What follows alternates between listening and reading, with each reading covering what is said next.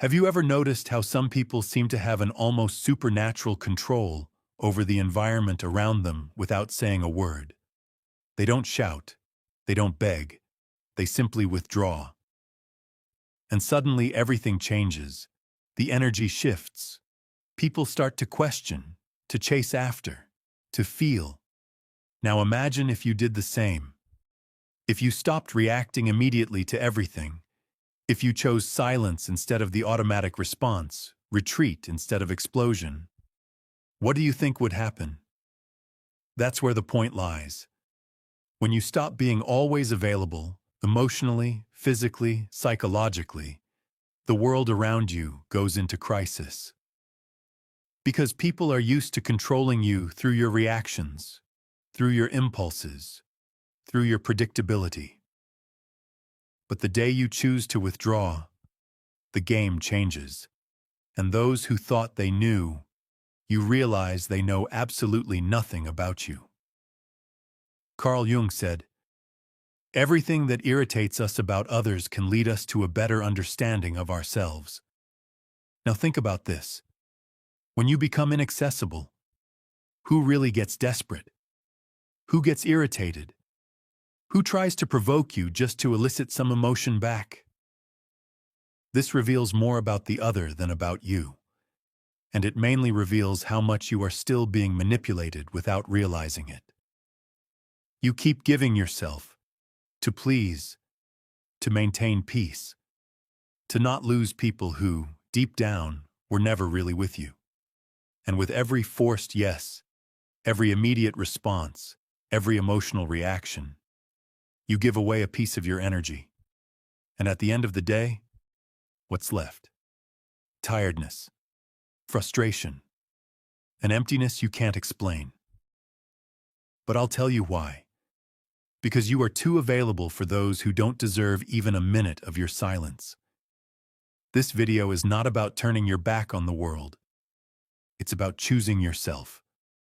It's about learning what Jung called individuation, the process of becoming whole, authentic, complete. And this process begins when you understand that silence can be stronger than 1,000 arguments.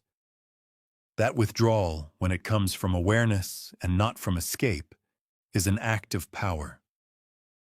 So I ask you now, looking into your eyes, how long will you continue to be controlled by the emotions of others? How long will you react like a puppet every time someone pokes your wound? Maybe it's time to cut those strings, to withdraw, to become a mystery. Because when you stop being available, everything changes. You have been taught to always be present, to respond quickly, to please, to say yes even when you wanted to say no. Since childhood, you have been conditioned to believe that your worth lies in how available you are to others. But here's a truth that perhaps no one has told you with this clarity. This excessive availability is not a virtue. It is a prison.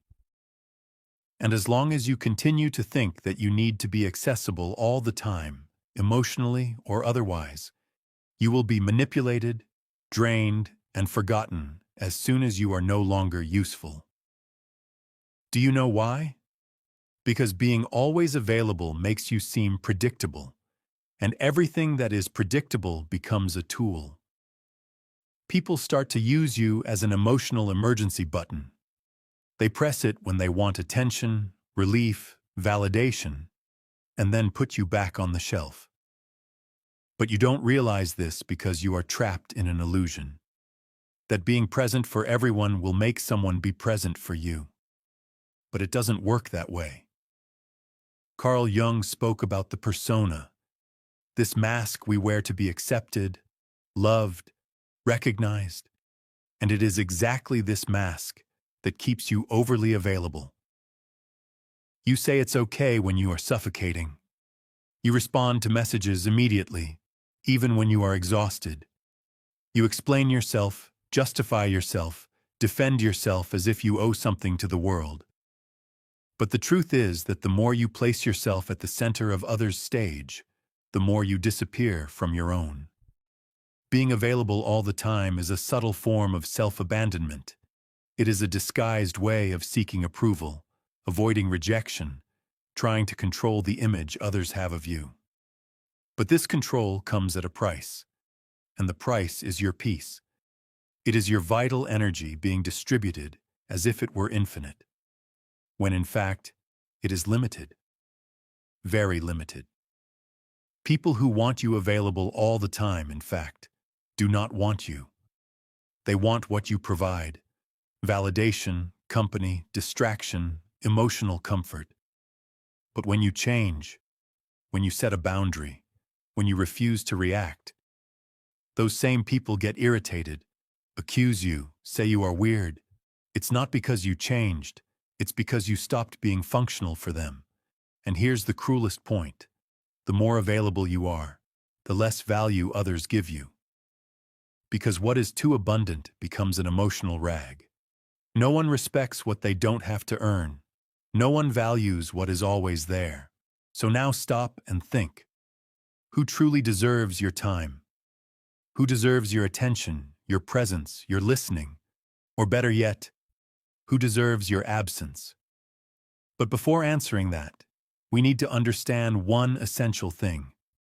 Why do we react so much? Why do we give in so easily? What is behind this almost automatic desire to respond, justify, and please? The answer lies in what Carl Jung called psychic energy, and that is what we will talk about in the next part. Because your energy is all you have, and if you don't learn to protect it, someone will use it against you. If this content is making sense to you, click the subscribe button and subscribe to the channel. Thank you for your support. Carl Jung did not see the human psyche as an automatic machine that reacts to stimuli without consequences. For him, our mind is like an energy system, and every thought, emotion, and action consumes a part of that energy. The question is, are you choosing where your energy goes, or are you letting the world decide for you? Every time you react impulsively, you are wasting psychic energy. When you defend yourself against a criticism that didn't even deserve attention, when you respond to a provocation just to prove you are right, when you engage in useless discussions, when you try to please those who do not value you, you are spending your inner strength on what does not nourish you. And Jung was clear: that which you resist persists. The more you react, the more you bind yourself. People who live emotionally drained are not weak. They are misdirected. And do you know what happens to someone who lives exhausted? They become vulnerable. And when you are vulnerable, you become easy prey. Manipulative, opportunistic, and emotionally needy people can sense this. They notice that you do not know how to guard your energy, that you react to everything, that you're always trying to solve the world, and they take advantage of it. Jung said that a healthy psyche is one that knows how to keep energy within the system. This means knowing how to say no without guilt, knowing how to remain silent without feeling cowardly, knowing how to observe before acting. Because true power is not in reacting, it is in choosing when and how to act. And this is only possible when you know yourself well enough to recognize your own impulses. How many times have you lost sleep over an unresolved conversation? How many times have you spent hours ruminating on what you should have said, or trying to understand why someone treated you poorly? This is energy being drained without return. You are keeping alive ghosts that should have died long ago, and feeding dynamics that only exist because you insist on responding. Psychic energy is like a force field. When well guarded, it creates presence. You enter a room and command respect without saying a word. But when poorly managed, you become invisible, reactive, fragile, and the world has no mercy for those who give in easily. Therefore, start observing your own triggers. What makes you react automatically? What makes you lose your center? These are the exact points where your energy escapes, and that is where you need to work. Not to become cold or indifferent, but to become selective, to be sovereign over yourself. And here comes one of Jung's greatest revelations. When you conserve your energy, you break the projections that others place upon you. And that bothers a lot of people, because now we are entering a dark territory, that of silent manipulation. In the next part, we will explore how opportunistic people feed off your energy and why your unavailability completely disarms these games. Get ready to look into the eyes of those who have always drained you without you realizing it. You think you are in control. You believe your reactions are conscious choices. But the truth is darker. Most of your emotional responses are programmed, and those who understand this manipulate you easily. Opportunistic people don't need to raise their voices, threaten, or force situations. They just trigger the buttons you've left exposed, and you react. Always. Carl Jung called this projection, the psychological mechanism through which people project onto others what they cannot see in themselves.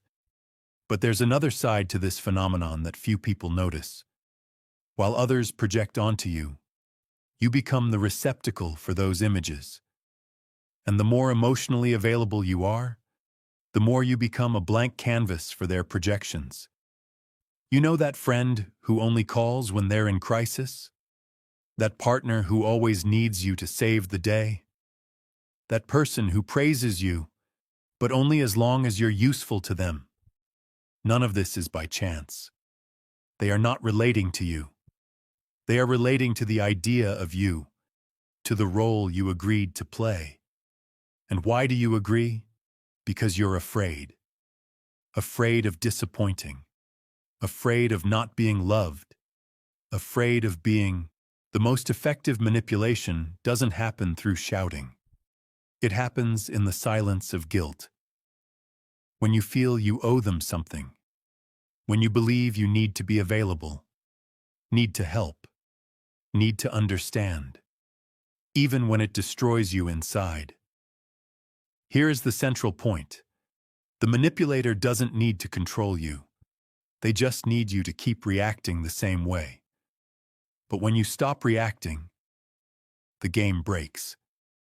When you start saying no, when you respond with silence, when you withdraw instead of explaining yourself, the projection begins to crumble. The mask they put on you falls, and this leaves people unsettled, because now they no longer know who you are. And worse, now they are forced to look at themselves. And not everyone is ready for that. Your unavailability is a threat, because it forces others to confront their own emptiness. The silence you offer reveals the internal noise they've tried so hard to avoid. And then comes the attack, the criticism, the emotional drama. Not because you are wrong, but because you stopped being a convenient mirror. Jung said, "We do not become enlightened by imagining figures of light, but by making the darkness conscious." When you withdraw, when you stop feeding the cycle, their shadow begins to emerge. And this is unbearable for those who have always used you as an escape. But what about you? Are you ready to face the discomfort of being misunderstood, rejected, even attacked for simply protecting yourself? Are you ready to endure the silence that comes after the rupture? Because it is precisely in that silence that a new kind of power is born. And that is what we will talk about now. In the next part, you will understand why silence can be the most devastating weapon of the human psyche and how it completely changes the dynamic between you and the world. The modern world is noisy. Everyone wants to be heard, wants to respond quickly, wants to win pointless debates and prove their point, even if it costs them their own peace. But there is a power that few know and even fewer master: the power of silence. Not the silence of passivity or cowardice, but conscious, strategic, brutally lucid silence. The kind of silence that is not absence but amplified presence. Qiong saw silence not as a void, but as a fertile ground for inner transformation. When you stop reacting, you begin to observe. And by observing, you see patterns that previously went unnoticed. Emotional repetitions, manipulation games, and cycles of self-sabotage. Silence allows for lucidity, and lucidity is dangerous for those who live to control you. Have you noticed how some people panic when you don't respond? When you don't explain yourself? When you simply disappear? It's not because they miss you. It's because your silence takes away their narrative control. While you speak, you are still in the game. But when you are silent, you change the rules. And that unbalances anyone who thrives on your reaction. True silence is not the absence of voice. It is mastery over one's own energy. It is the refusal to be dragged down by someone else's emotions. It is the conscious choice not to engage in battles that are not worth your wear. Jung said that individuation, the process of becoming who you truly are, requires this distancing because only in silence can you listen to yourself without the world's interference. But don't be fooled. Silence has a price. It will distance you from people who only valued you for the role you played. It will make you incomprehensible to those who only saw you through their own projections. It will make you seem cold, distant, arrogant. But all of this is a reaction from those who never wanted to deal with your depth, only with your utility. And here is the hard truth. The more you mature, the more selective you become with your words, because you understand that each sentence is an energetic investment, and not everyone deserves access to your truth. Sometimes silence is not retreat. It is sovereignty. It is the language of those who no longer need to prove anything to anyone. Silence is uncomfortable because it forces the other to deal with their own thoughts, with their own internal noise. And this discomfort reveals more about them than any argument of yours could reveal. You don't need to explain your absence. It explains itself. And those who feel threatened by it reveal how much they depended on your imbalance to maintain their own control. But the most powerful silence is not the one that disturbs the other.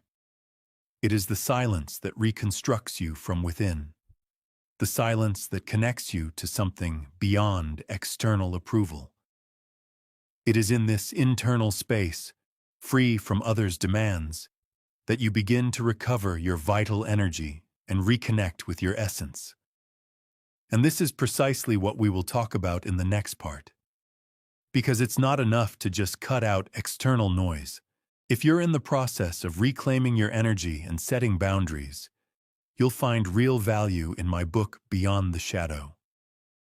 It breaks down Jung's most important ideas and gives you tools to protect your energy, set boundaries, and reconnect with your true self.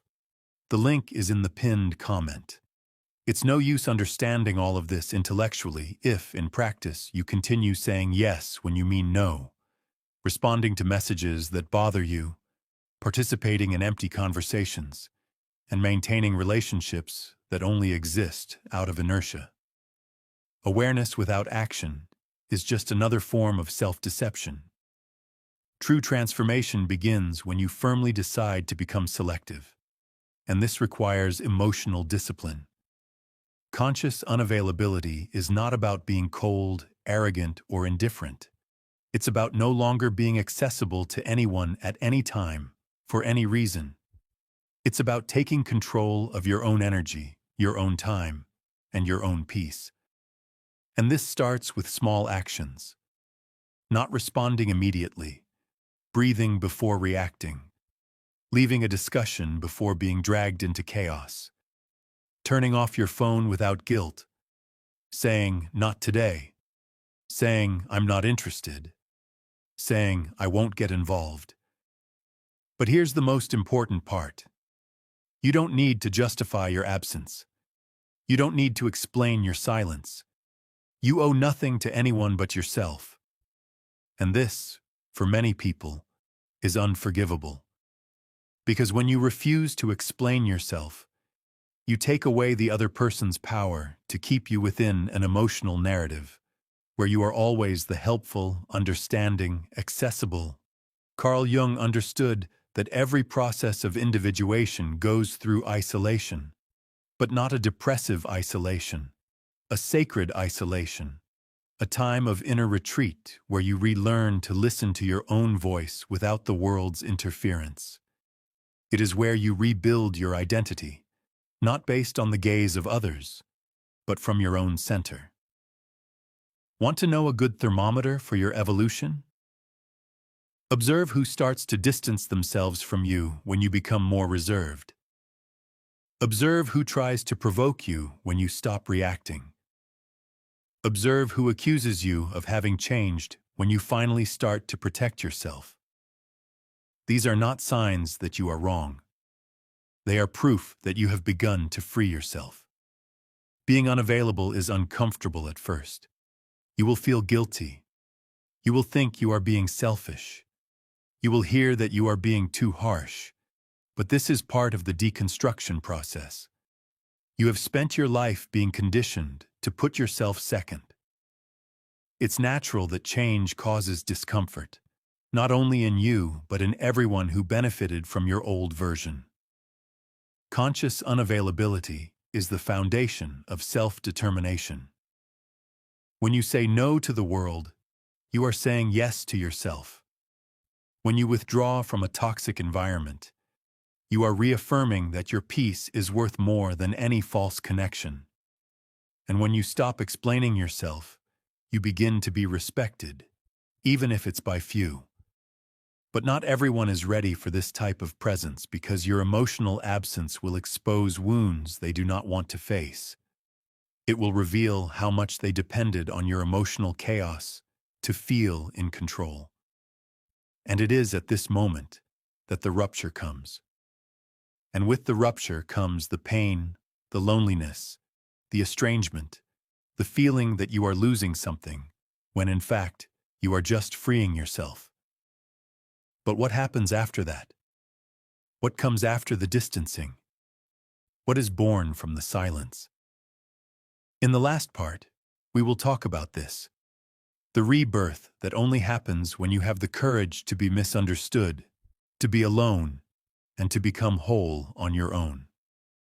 It's time to understand why the loneliness of the strong is the path to true freedom. When you stop being available to everyone, something profound begins to happen. First comes the silence, an uncomfortable silence that seems to scream inside you. You wonder if you did the right thing, if you are being too harsh, if you are losing people who liked you. But gradually, this silence transforms. It begins to cleanse, to calm, to heal. And then comes solitude, but not the solitude of absence. It is the solitude of total presence, your own. The solitude of the strong, the solitude of one who no longer betrays themselves to keep others close. And in that space where there was once confusion, clarity enters. Where there was once anxiety, peace enters. Where there was once neediness, a new kind of strength enters. The strength of being whole within yourself. Carl Jung said that the process of individuation, becoming who you really are, requires you to distance yourself from the collective, that you disidentify from the mask, that you walk alone for a while,